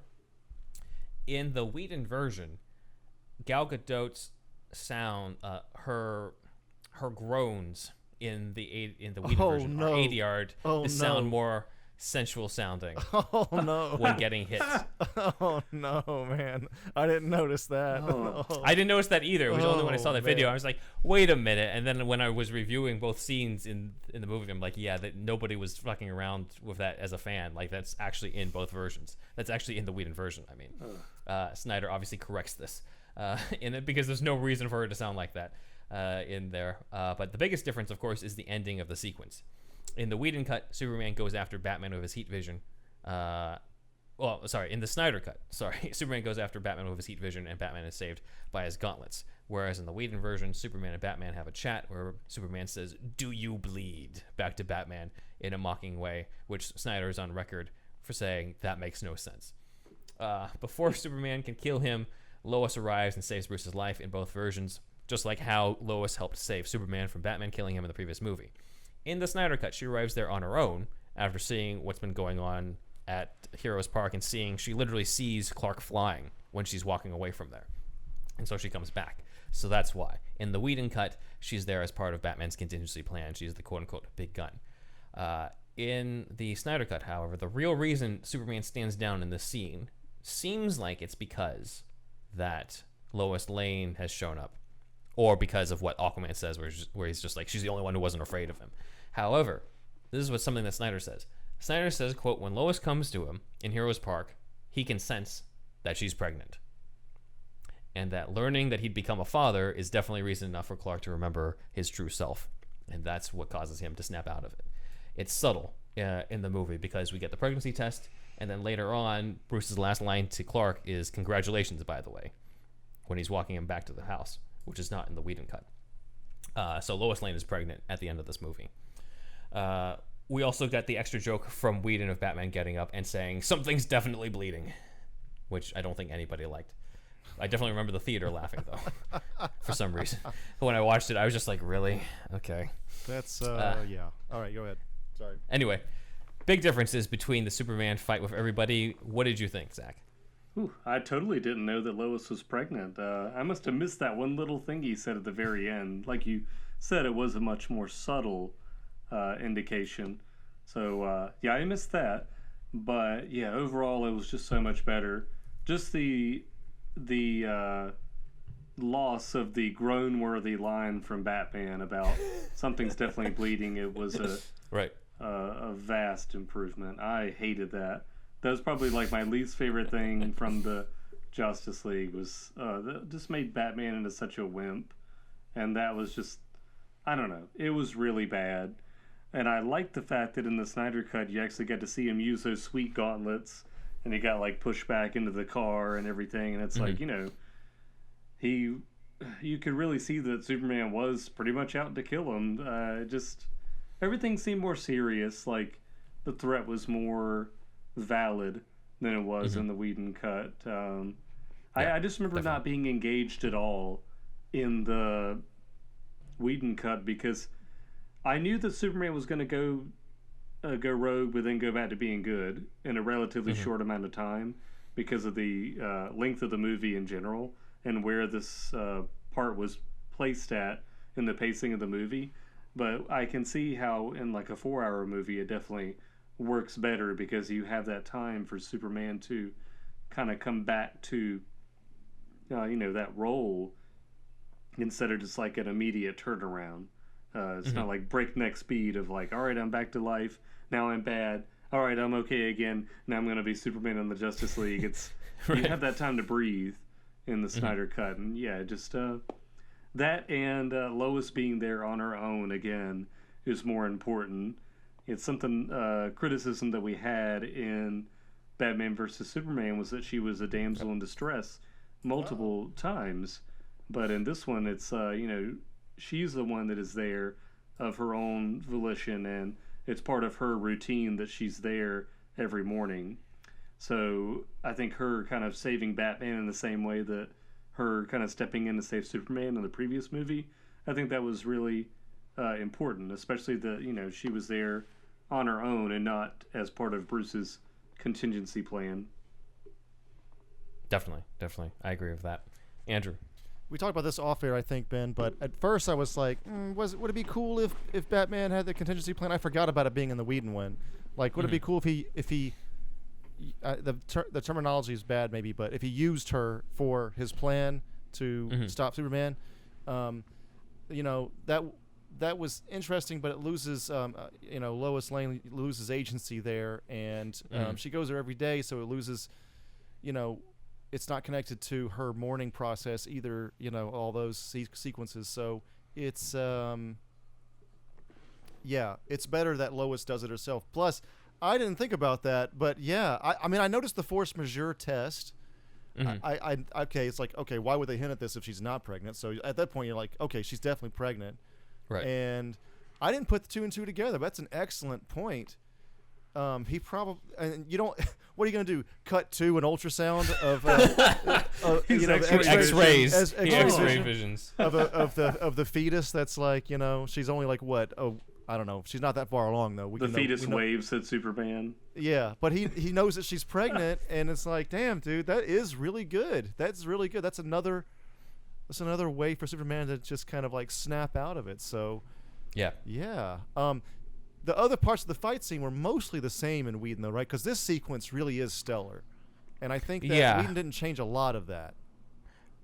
He basically did some cuts, and that's about it. Like, there's not really a lot added to it except for Superman dialogue, because in the Snyder Cut, Superman doesn't say anything in this sequence. Yeah, I love, like, a lot of people don't like Superman because he's too powerful, but man, just the whole league going after Superman, he's just like grabbing all these motherfuckers, like, witness my power, motherfucker. You know, especially the Flash. When he sees the Flash with his eyes, and you're like, oh shit. Yeah, the Flash is completely horrified because he's never had that, you know, that happen to him before, except I guess a real quick thing with Iris, but definitely more horrifying with Superman nonetheless. And right, especially since that was his hero. Yeah, that's his hero. So that was one of my favorite parts from Whedon, and that's obviously in the Snyder shot. And yeah, that was one of the funniest parts of the movie for me, was just Evan Miller's reaction, man, and just Superman being a fucking badass. So yeah. One Easter egg to note is that when Superman looks like he's about to take down Flash with his heat vision, Flash raises his hand like this. Which he does at the end when everybody gets wiped out by the Unity, and he does this to stop time. So that's planted there really quickly. He might be tempted to do this if Superman's actually going to blast him with a heat vision. Right. So nice little things there, nice little threads there that Snyder's putting in. But yeah, I think Snyder wins anything Superman just because of the CG face. Yeah. Like, and automatic. I can't. And the action, obviously. Yeah, I mean everything, dude. I mean, No, do you bleed? Something's definitely bleeding. That type of stuff. yeah, that's right. The Lois Lane thing, going back into that, like I agree with you guys. I think it's very well planted, as Dustin said in like our first part. It's very well planted that she goes there like every day. So the fact that she would arrive there doesn't seem so coincidental on that. And I guess the only downside, when you compare it to the Whedon version, is that Batman might seem more foolish to not have that contingency plans. But how would he really know that Superman would come back evil? Other than, I mean, sure, he's got the nightmare visions, but that was way back. But B, he does talk about, operating more on faith than on reason on this. If you are going to do Batman getting Lois for this, I feel like that's something we should see, though. I feel like we need an interaction between these two characters, because think about it. Whedon has us believe that Lois now knows that Bruce Wayne is Batman and sent Alfred to go get her and be like, hey, we're resurrecting your dead boyfriend and we need you in the car just so that we can, just in case he's evil. Like, that's pretty much what it is. And Lois is just like fine with that and isn't like, hey, you guys tried to kill him in the last movie. How about you go fuck yourself? Like, Batman was nothing... like, Lois is my ace in the hole. Yeah. Like, if you're going to do it, that's cool, but actually, like, do it dramatically. Like, have a scene between Batman and Lois might be mad at him because of the fact that he nearly killed Superman in the previous movie. Like, maybe she blames Batman or something. There's no interaction between Batman and Lois at all. Right. I mean, either cut, but I mean, at least in the Snyder Cut, you're not supposed to have one. It's not expected to have an interaction between Batman and Lois over here. Whereas in the Snyder one, in the Whedon one, it's like, yeah, like Alfred went and got her. But then when you think about it, I'm just like, that's kind of weird. That's really, really weird. So... Snyder 35, Whedon 1.5. 1 second. So before we move on, Yeah. the Kal-El thing with Wonder Woman, that more or less worked for me because she's from Themyscira, she's from another world essentially, still on Earth, but still, And I think that she uses that to me, just like she uses that because she knows it from Zod, obviously, like you said, but she might prefer that because they're both other world people, kind of, you know what I mean? I just think that's fine. I think it's fine that she uses Kal-El here.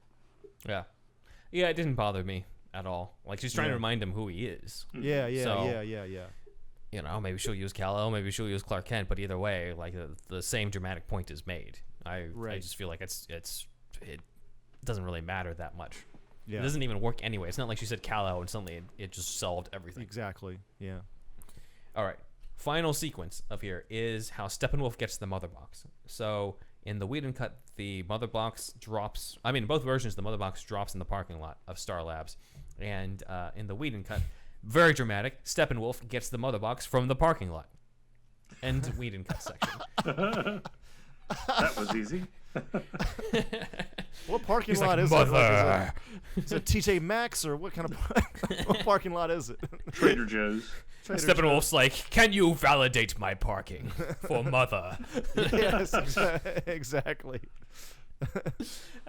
In the Snyder Cut, though, there's a completely different sequence. Silas Stone sees the mother box in the parking lot. He sees that it's awake. He takes off his jacket so he can transport it because he knows that it's going to alert Steppenwolf, the guy who had kidnapped him. And he goes into the lab and he marks it with the electron laser, sacrificing himself in front of Victor so that Victor and the Justice League can track it. Steppenwolf goes off with the mother box, and Victor Stone talks to the rest of the League. Aquaman feels like this is their fault, and Victor figures out the location of everything, and they decide to go to the Batcave to find everything. And Victor pulls a Captain America and says, let's go find the son of a bitch, which is the same line said in the beginning of Avengers Endgame when they're talking about Thanos. I forgot about that. Yeah. So somebody edited that to cut to the Avengers Endgame title instead of Chapter 7. Yeah. That. Keep in mind, this was still shot before Avengers Endgame. But anyway, let's go into the vast differences here in terms of your thoughts. I think it's pretty obvious, Whedon wins because of the parking lot, right? TJ Maxx. Firehouse Zach? Subs parking lot. So this is one criticism I have, and this is something me and Tony talked about. Why did Silas Stone have to get into that little area? I agree with that. Yeah, to mark it with like the laser. because that's all we were talking about later is like, why did he sacrifice himself? Couldn't he have stood outside of that glass containment unit and pressed the button? I wasn't sure. I didn't think about that. I wasn't sure about that. I do feel like the fact that he is sacrificed is a important part of the film, and another loss to Victor Stone in his character arc to becoming a part of this team and becoming, more human and accepting his abilities. I just wish that it had happened differently. Like if Steppenwolf had killed Silas, I think that would have worked better. It just seems so his death seemed unnecessary to me. Like, why did he have to stand in there to do it? All he had to do was press the button. Couldn't he have stood outside the glass? Couldn't he have, stood somewhere else? That's the only part I didn't get. Otherwise, I think it's a very powerful scene, especially because, Cyborg sees that. Maybe he did that, Snyder made that choice because it's another act of heroism that, Cyborg's father is portraying to him. Mm-hmm. So it's like another beat, like where, this is my dad, and he just, accepts him and respects him more than he did at the beginning of the film. But I just don't understand why he had to sacrifice himself logically in this scene. Mm-hmm. Right. Andrew? I agree. It felt a little bit too much, kind of. I mean, they wanted... It's a little Kevin Costner in the tornado type of thing. Yeah. They're just trying to force an emotional beat. And that... I was thinking, is he in there because he's trying to lead them in there, and then it was so he could laser them along with him or something? You know what I mean? Is that the plan? So that didn't work. But, it is better than a TJ Maxx parking lot. So I think Snyder still gets the point. Yes, he does. So, I mean, it's self-sacrifice always going to be powerful, pretty much, in storytelling, right? But when you force it like that, it does lose a little bit of the oomph to it. So, and now he's without both parents. And I don't know. Anyway, yeah.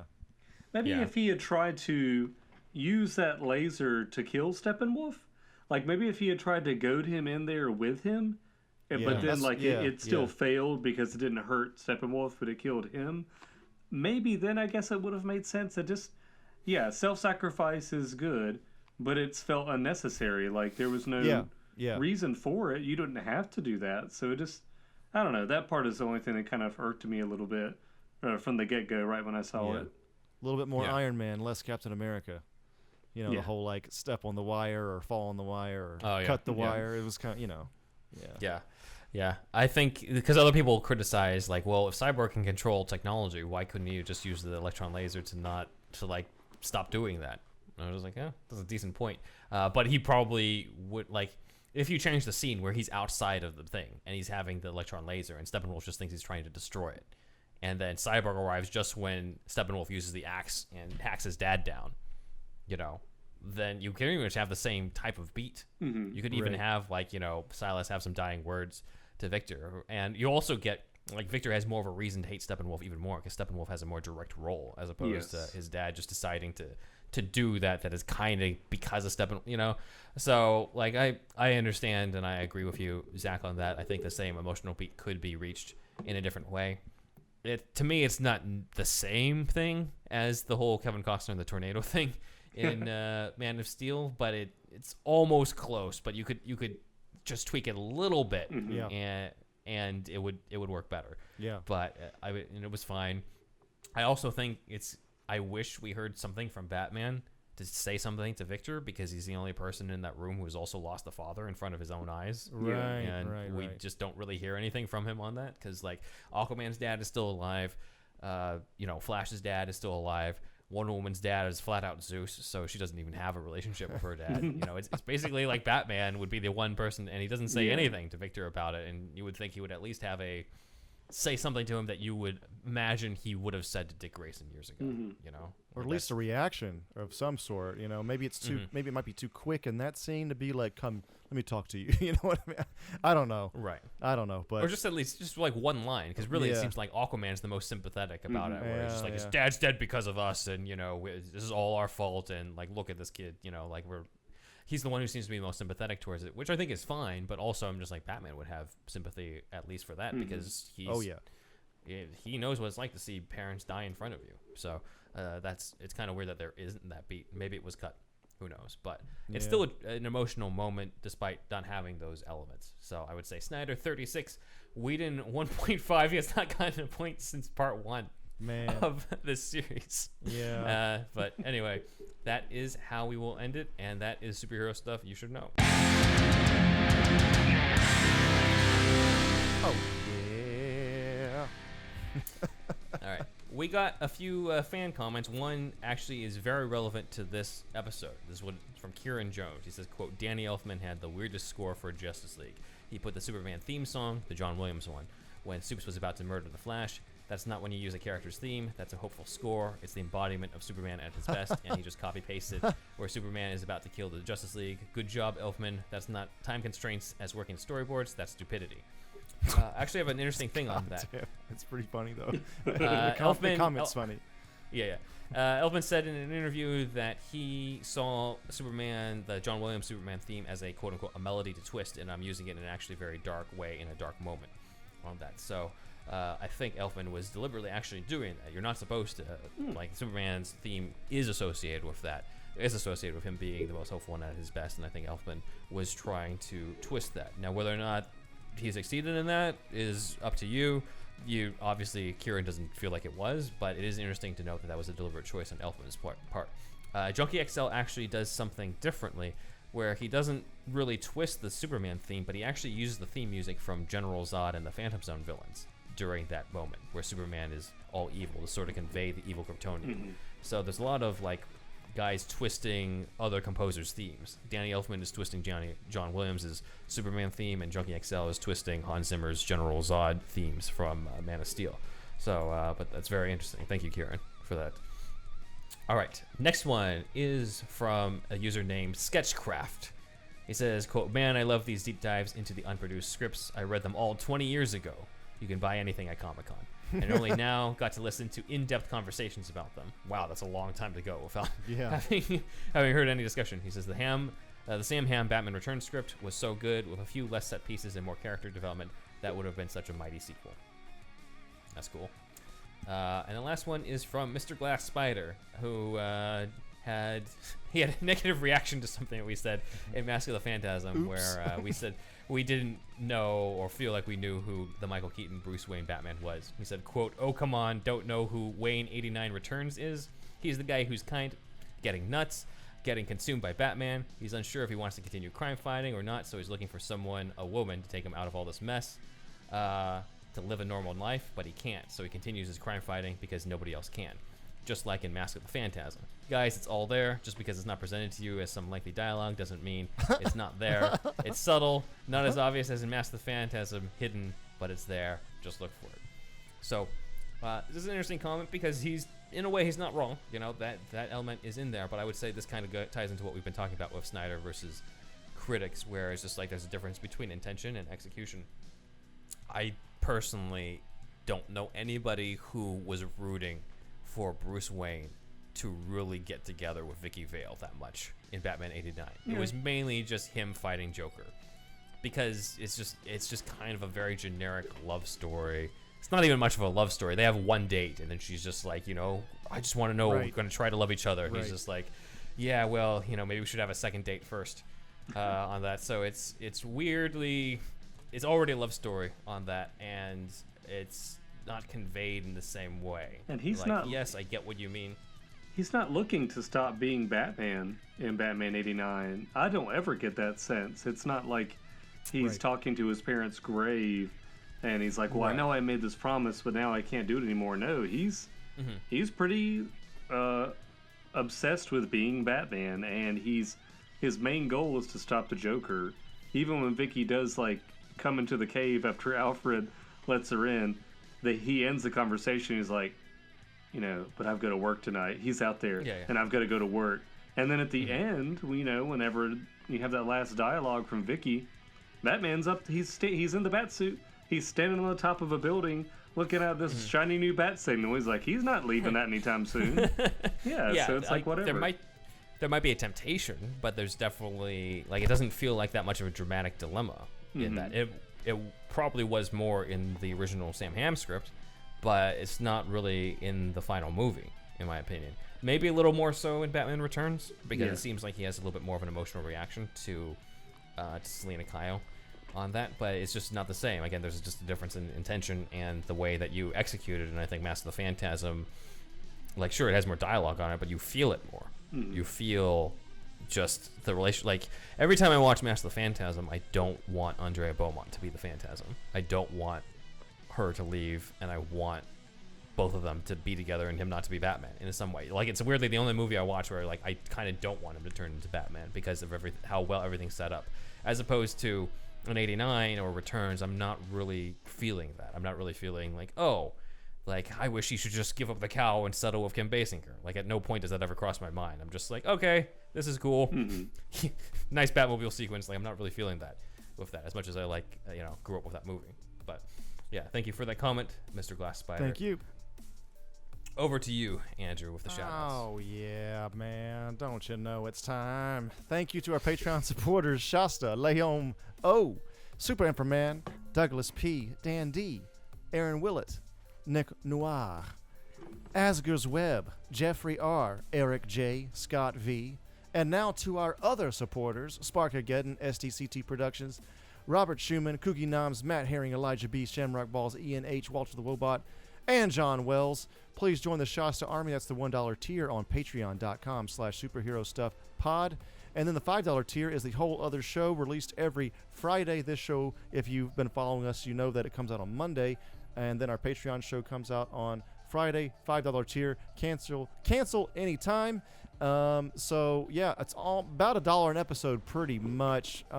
Maybe a little over $1, but yeah. Superhouse merch also, we have that, and that's at superhousepod.redbubble.com, tpublic.com/user/superhousepodcast5000, or threadless superherostuffpod.threadless.com. Get your Indeed Man mugs, get your Ben Man shirts, all the rest. So it's there. And then please leave us a review in iTunes. And also please record us a little something on your phone and your phone recorder app, and then send that audio recording, whatever it is, could be whatever the fuck, and send that to superhousepodcast@gmail.com, and you too can be on the show. And then also, if you want to, if you got the gumption, please animate our sketches if you want. Just one thing that we ask is put our name and hashtag or whatever, name of the show, or hashtag the name of Superhero Stuff Pod, Superhero Stuff You Should Know. Either one would work. Put it in the video itself if you do it, and maybe at the bottom corner the whole time. That would be great. And of course, hashtag us as well under that. But really more important than the hashtag under it in the caption is the hashtag in the video, if you don't mind, if you do that. But we do welcome you to do that if you so desire. I'm Thunderwolf Drew on Instagram and Twitter. I'm Thunderwolf Lives on YouTube and thunderwolflives.com. Go to all those places to see me talk about Japanese shit. Ben. You can follow us on Twitter at SuperhousePod. You can also follow us on Instagram at SuperheroStuffPod. My personal Instagram is Ben1Writer, and my cat's Instagram, for any of you cat fans, is Alfie Pennyworth Cat. If you like cats. Yes, you can meet my ginger cat who has a bow tie. My website is ben1writer.com, where you can read my Gotham script there, and I also have my own YouTube channel that is linked at the bottom that for now just has clips from this podcast on different pitches, but eventually there'll be some of my own audios on there Also, for any of you listeners who are fans of ours, but have kids who obviously are too young to be listening into the podcast, but you're interested in anything for them, I do have an upcoming kids comic. It's called Earl E. Bird, and I hold one of the advanced copies here. You can find it at earl-e-bird.com. There's no www, though. And you can check that out. I think there are pre-orders, but I'm not in charge of that. It's basically characters that my friend created, and I wrote some superhero-y stories starring Earl E. Bird. So nice. That is hopefully going to be available on that website, but that is for me. Over to you, Zach. As usual, you can follow me and you can see my artwork on TikTok, Instagram, YouTube. It's all Zachary Jackson Brown art, and you can see a lot of my stuff on ZacharyJacksonBrownArt.com, and you can buy some of my prints, and I've got some t-shirts on there. I did this last time too, but you can buy one of these Smilex brand t-shirts.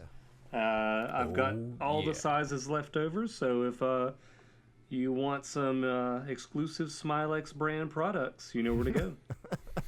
Back to Ben. Awesome. Well, we are going to hopefully wrap up this Justice League discussion. I feel like we can knock out chapters 6 and 7 with Andrew, with Zach, and Dustin Lee Massey will be here next time. I know it because I have faith. Anyway. He's operating on faith for once. Good one. Yes, I am. Good one. So, faith, Andrew. Faith. And on that note, we will say goodbye. See you next time.